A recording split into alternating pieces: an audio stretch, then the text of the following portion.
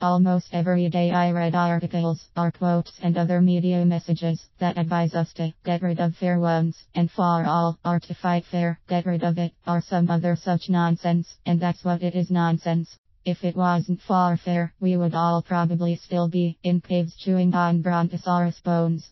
Fear is the force that leads us forward. Fear is the fuel that lights us up. Fear is our friend.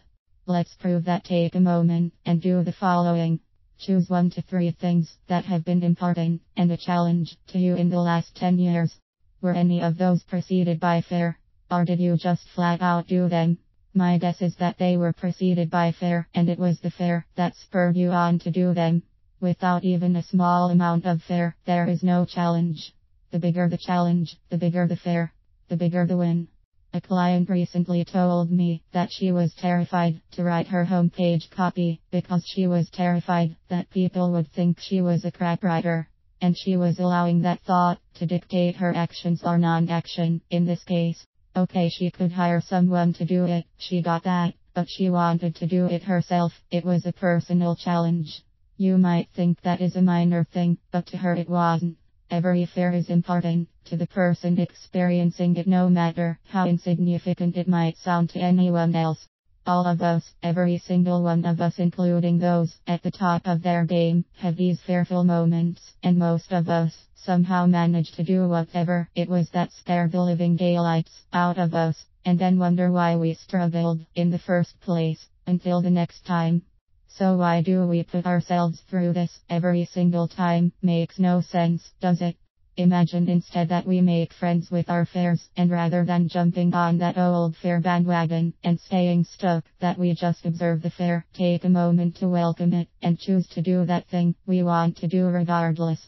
I mean, what's the worst that could happen? Unless of course it's something physical, then in that case be absolutely certain, before you take that jump, leap or ride that big wave. No good hesitating once you've left the ground.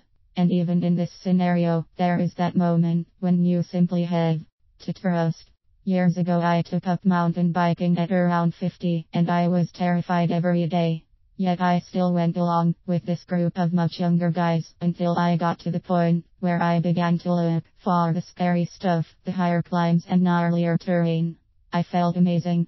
I could have missed out on that if I had stayed stuck. I use moments like that now to move forward. You have the proof that you can overcome fear. Use it. Tap into it. Grab some of that energy.